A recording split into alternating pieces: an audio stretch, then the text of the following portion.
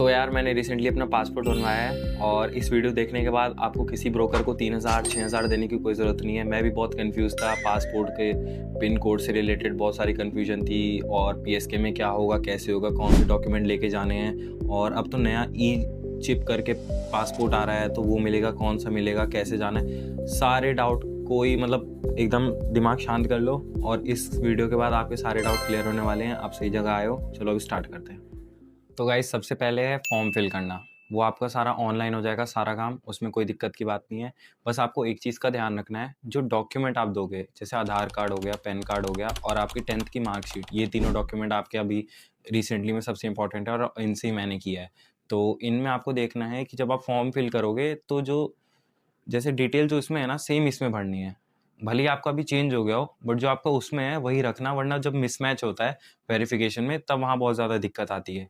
तो first point है, जब फॉर्म फिल करोगे तो अपना डिटेल्स का जो उधर भरोगे वो उधर ही भरना, सेम भरना, कुछ अलग मत भरना, वरना मिसमैच हो जाएगा और फिर वेरिफिकेशन कैंसिल हो जाएगा। और फिर आता है सेकंड, जब आप फॉर्म फिल कर लोगे पूरा, उसके बाद आपको पैसे फीस देने के बाद अपॉइंटमेंट बुक करने का ऑप्शन आएगा। अपॉइंटमेंट में क्या रहता है आपका, जो वो तो सबसे पहले जब आप फॉर्म फिल करोगे ना, तो पीएसके जहाँ आप चूज़ करोगे उसके अपॉइंटमेंट वाइज वो आपके पीएसके पे डिपेंड करता है, पासपोर्ट सेवा केंद्र पे, कि आपको कितने टाइम बाद का स्लॉट मिल रहा है।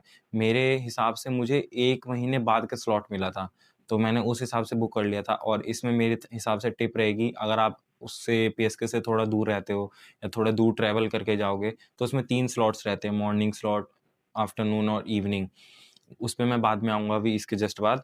बट अपने हिसाब से आप चूज़ कर लेना जिस तक आप टाइम पे पहुँच जाओ। और इसमें भी मैं एक चीज़ बताने वाला हूँ जो शायद ही आप लोगों को किसी ने नहीं बताई हो, क्योंकि मैंने भी काफ़ी देख के किया था वीडियो, बट मुझे किसी ने नहीं बताई थी इस बारे में। तो फिर थर्ड आता है अपना पीएसके विज़िट। तो यहाँ चलो यहाँ से मैं अपना एक्सपीरियंस शेयर करता हूँ। तो भाई मैंने कर लिया था आफ्टरनून वाला स्लॉट, और मुझे लगा था भाई मेरे को पहुँचने में वहाँ टाइम लग जाएगा, तो थोड़ा पहले का कर लेता हूँ। तो मैं गया, मैं पहले निकल गया था। फिर जाते ही जैसे मैं थोड़ा पहले पहुँच गया, क्योंकि मैंने सोचा था कि एक बार लेट हो गया, वीडियोज़ में ये दिखा रहे थे कि एकदम टाइम पे पहुँचना है, पहले ही पहुँच जाओ। और जो आपको अपॉइंटमेंट मिलती है उसमें जैसे आपको 2 बजे का है, तो 1:45 में वो भी बोलते हैं कि 15 मिनट पहले पहुँच जाओ, 15-20 मिनट पहले। तो मैंने सोचा हाँ भाई पहले पहुँच जाऊँगा। तो मैं अंदाज़न लगा के गया था कि मैं पहले पहुँच जाऊँगा, बट मैं ज़्यादा ही पहले पहुँच गया। हाफ एन आवर पहले पहुँच गया, हाँ। तो फिर जैसे ही पहुँचा तो मैंने सोचा अब क्या करें, वहीं चले जाते हैं डायरेक्ट। तो वहीं चला गया। तो अब वहाँ आपको कौन-कौन से डॉक्यूमेंट लेके जाने हैं? तो मैंने भी सोचा था, अब काफ़ी लोग बोलते हैं अपॉइंटमेंट स्लिप भी निकलवा लो, बट अब मैं जब गया तो कोई ज़रूरत ही नहीं पड़ी। मैंने फ़ोन में ही दिखाया, उन्होंने बोला हाँ, जाओ। और एक और इम्पोर्टेंट चीज़ कि जिसका पासपोर्ट है, वही सिर्फ़ अंदर जा सकता है, तो आपको रेडी रहना पड़ेगा उस हिसाब से। यार देखो, मैं एकदम रॉ वीडियो बना रहा हूँ, तो जैसे-जैसे पॉइंट्स आते रहेंगे वैसे-वैसे मैं बताता रहूँगा, और मैं कुछ मिस भी कर जाऊँ तो कोई दिक्कत नहीं है। आप उस बारे में कमेंट कर देना, क्योंकि ये मैंने खुद से ही जितना एक्सपीरियंस किया है, यूट्यूब देख के गया था मैं। और क्योंकि देखो मैंने सारे पहले मैं बनवाने वाला था, क्योंकि जॉब के लिए चाहिए होता है, तो मैंने देखा कैसे बनवा सकते हैं। फिर मेरे को काफ़ी कन्फ्यूजन हुआ कि एड्रेस क्या रहेगा मेरा, थोड़ा मैं यहाँ टेम्परेरी रहता हूँ, मेरा परमानेंट एड्रेस कहीं और का है, तो उस चक्कर में पिन कोड की मेरे कुछ दिक्कत आ रही थी। तो मैंने सोचा यार मेरे से नहीं बनेगा, मैं ब्रोकर से बनवा लेता हूँ। फिर ब्रोकर ने बोला, कोई तत्काल नॉर्मल का बोला 3000, कोई तत्काल का बोला 6000। और तो इसीलिए मैं काफ़ी रिसर्च करके कुछ भी मिस नहीं करना चाहता था। तो फिर मैं जैसे पीएसके गया, तो सबसे पहले वहाँ जाते ही मैंने सोचा चलो अंदर ही चलते हैं, आ गए हैं तो। वहाँ से सब चेंज हो गया, जो सुन के गया था वहाँ सब अलग हुआ। तो जैसे गया मैंने, वहाँ प्रिंट आउट की कोई ज़रूरत नहीं पड़ी, मैंने वही दिखाया, उसने बोला जाओ अंदर, कोई दिक्कत नहीं। गया, जाते ही वहाँ आपका टोकन काउंटर करके आ जाता है पहला, ठीक है? वहाँ रोज़ लगी रहती है, वुमेन, मैन जो भी है। तो वहाँ आपको निकाल के रखना है अपना 10th की मार्कशीट। अच्छा हाँ, ये भी एक चीज़ मैं मेरे को नहीं लगा था किसी को शायद पता हो, ये भी काफ़ी कॉमन मिस्टेक है। जो बेसिकली आपको ध्यान रखना है ना, कि इतना कॉम्प्लेक्स नहीं है चीज़ें, बट अगर आप एक छोटी-सी गलती कर दोगे तो काफ़ी ज़्यादा लॉस हो सकता है, वो भी अभी बताने वाला हूँ आगे। तो आपको इसमें पहले टोकन काउंटर में निकाल के रखना है अपना जो आपका फ़ोन में अपना पहले तो अपॉइंटमेंट स्लिप दिखा देना कि हाँ, मेरा है फ्रेश पासपोर्ट का। और उसके बाद आपको 10th की मार्कशीट, अपना आधार कार्ड और पैन कार्ड की फ़ोटोकॉपी निकलवा के लाए होगे आप। आधार कार्ड की फ़ोटोकॉपी जो आपकी नॉर्मल आधार कार्ड रहता है वो वाला नहीं, आपको एक ऑनलाइन डाउनलोड करना पड़ेगा अपना जो ऑफ़िशियल वाला पूरा आधार कार्ड आता है, जैसे पहले निकलवाते थे ना, जैसे आधार कार्ड निकल के आता है वो वाला।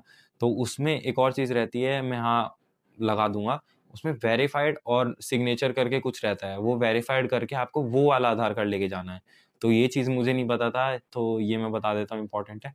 तो आप ये 3 डॉक्यूमेंट दोगे, फिर वो उसमें आपको एक टोकन नंबर इश्यू हो जाएगा। तो फिर इसके बाद आपको सेकंड साइड में जाना पड़ेगा। ये टोकन काउंटर वाला हो गया, मतलब 3 सेक्शन मान के चलो आप। पहला हो गया टोकन, सेकंड हो गया जहाँ पे आपकी फ़ोटो और बायोमेट्रिक्स होंगे, और थर्ड हो गया जहाँ आपकी वेरिफ़िकेशन होगी। मतलब वेरिफ़िकेशन तो आपकी तीनों जगह होगी, जो डॉक्यूमेंट हो गए आपके तीनों जगह देखे जाएँगे। तो फर्स्ट ये हो गया। फर्स्ट में आपकी ये 3 चीज़ फ़ोटोकॉपी देनी है आपको और ओरिजिनल भी दिखाने हैं, वो आपको टोकन नंबर दे देंगे। फिर आपको सेकंड में जल्दी से जाना है। अच्छा हाँ, जैसे मैंने बोला है कि रॉ वीडियो तो मैं बीच-बीच में मेरे को याद आता रहेगा तो मैं बताता रहूँगा। तो अब देखो, मेरा स्लॉट था 2 बजे का और मैं आ गया था कुछ 12:30 पहुँच गया था शायद। तो मैं तो चला गया उस हिसाब से। तो ऐसा नहीं होता कि शायद आपका, मेरे साथ तो ऐसा हुआ कि आपका 2 बजे तो आप 2 ही बजे जाओगे। मैं तो जैसे ही गया, उन लोगों ने बोला हाँ, जाओ टोकन ले लो। टोकन जैसे ही लिया तो वहाँ क्या रहता है, दूसरे वाले में, जैसे मैंने बोला 3 सेक्शन है, तो दूसरे वाले में वहाँ पे एक सर खड़े थे माइक लेके और वो टोकन नंबर रिकॉल कर रहे थे बार-बार कि ये टोकन नंबर, ये टोकन नंबर। तो जैसे ही मेरा टोकन नंबर असाइन हुआ मेरे को, उन्होंने जैसे ही नाम लिया, मैं बोला ये क्या हो रहा है? मेरा तो अब तक टाइम भी नहीं था। फिर जैसे ही मैं उनके पास गया, मैंने बोला ये है मेरा, तो बोलते हाँ, हाँ, जाओ उस वाले में बैठो। तो 11 ए, 11 बी ऐसे करके वहाँ केबिन्स बने रहते हैं, जहाँ आपकी फ़ोटो खींचेगी। और जैसे कुछ लोग बोलते हैं ना, फ़ोटो लेके जाना पड़ता है पासपोर्ट साइज़, तो ऐसा कुछ नहीं हुआ मेरे साथ। मैं तो फ़ोटो लेके नहीं गया था। तो गया, जल्दी से उन्होंने बैठाया और वहाँ चीज़ें फ़ास्ट-फ़ास्ट होती है काफ़ी। मेरे को लगता है जैसे मूवी में दिखाते हैं ना कि अच्छे से बैठूँगा, ये ऐसे करूँगा। और एक और टिप, व्हाइट पहन के जाना, पूरा जो व्हाइट शर्ट पहन के जाना वो इग्नोर करना, क्योंकि फिर तुम बैकग्राउंड में मिल जाओगे। तो वो चीज़, मैं तो टी-शर्ट पहन के गया था। बट वहाँ काफ़ी जल्दी-जल्दी होता है, ऐसे नहीं तुम्हें टाइम देंगे। क्या पता कुछ देते भी हों, क्योंकि मैंने बाद में देखा तो हाँ, कुछ लोगों को दे रहे थे। पर जो मेरी काउंटर में मैम थी, उन्होंने बोला नहीं, नहीं जल्दी कर लीजिए सर आप। तो मैंने वहाँ भी अपने डॉक्यूमेंट दिए, ये जो तीनों डॉक्यूमेंट थे, वही आपको स्टेपल करके आपको वापस दे देते थे, टोकन नंबर लिख के उसपे। तो वो दिया और मैंने मैम को दिया, मैम ने तीनों डॉक्यूमेंट लिए, अपने ओरिजिनल डॉक्यूमेंट देने को बोला, वो दिया मैंने। और फिर मैम ने बोला चलिए सर आप फ़ोटो खींचिए। जैसे ही फ़ोटो खींची और फिर उन्होंने साइन करके दिया, मतलब डॉक्यूमेंट वेरीफ़ाई करके मेरे को ओरिजिनल डॉक्यूमेंट वापस दिए और फिर बायोमेट्रिक लगाने को कहा।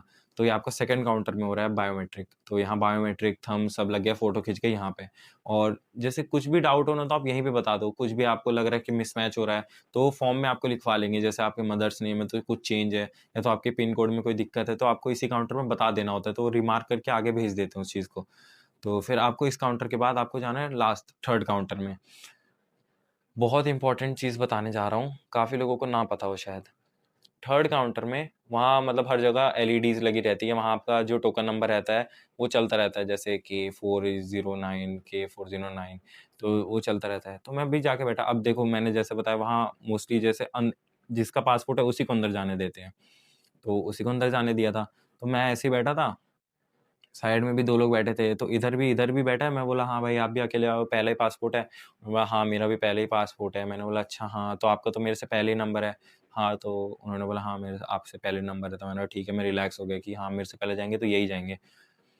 मुझे नहीं पता था वहाँ ऐसा होता है, तो हम काफ़ी देर तक वेट कर रहे थे। वहाँ ऐसा रहता है शायद, जो आता रहता है उसका नंबर वाइज़ सीक्वेंस से चलता रहता है ऐसे।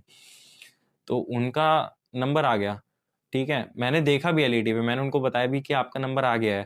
तो उनको लगा कि शायद हाँ, थोड़ा और टाइम मिलेगा, बट विदिन 2 टू 5 मिनट्स, अब वहाँ भीड़ बहुत रहती है, अगर वो नेम कॉल भी करते हैं आपको और आप ना सुन पाए, तो मैंने बोला आपका नंबर आया था बट शायद वो स्क्रीन से चला गया, आप एक बार चेक कर लो। और वही हुआ। 1 मिनट बाद वो गए चेक करने और उनका नंबर जा चुका था और उनको बोला अब आप 40 डेज़ बाद आना। तो ये चीज़ कोई नहीं बताता कि वहाँ इतना, मतलब 2 विदिन 2 मिनट्स आपका पूरा वेरिफ़िकेशन कैंसल हो सकता है और आप बाद में आना पड़ेगा आपको। उसमें आप किसी से कुछ नहीं बोल सकते। तो ऐसे ही उनका कैंसल हो गया। तो फिर तो मैं एकदम एलईडी के पास जाके खड़ा हो गया, क्योंकि वहाँ सामने भी लोग काफ़ी खड़े हो रहे थे। तो जैसे ही मेरा आया, मैं तो काउंटर के बगल में ही खड़ा था ना, जैसे सामने काउंटर लगे रहते हैं, तो जैसे ही मेरा आया मैं काउंटर पे जाके बैठ गया। अब वहाँ क्या होता है, आपकी फ़ोटो खिंच चुकी है, बायोमेट्रिक हो चुकी है। अब वहाँ पे आपको लास्ट जैसे होता है ना, मेरे साथ तो ज़्यादा कुछ नहीं हुआ। मैंने अपना पिन कोड का बताया, उन्होंने बोला पिन कोड का इश्यू नहीं है, आजकल चल रहा है पिन कोड में जो भी है। और फिर उन्होंने बोला डॉक्यूमेंट दिखाओ अपने 10th की मार्कशीट।